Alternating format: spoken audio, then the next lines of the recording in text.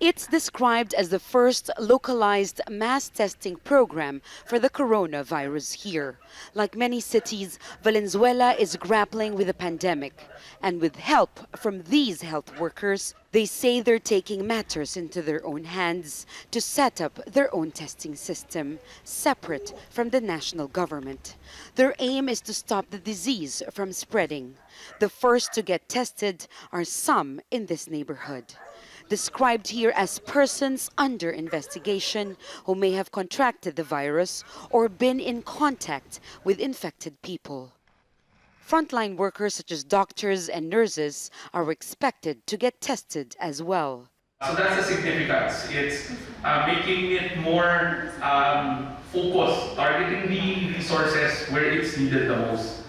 Previously, requests for a limited amount of testing kits had to be made to the national government, and it would take at least a week before results arrived. With thousands of kits at their disposal and with a hospital that can process these tests, the results should only take 2 days to come through.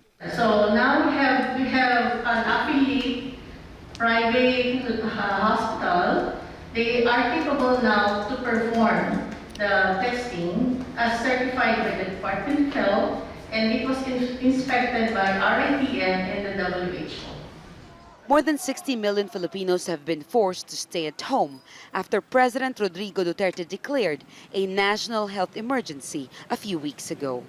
Checkpoints like this one have become familiar scenes. The government says the lockdown is necessary to prevent a further outbreak in many communities. But more and more experts say this is simply not enough, and there are growing calls for the government to conduct mass testing in many communities.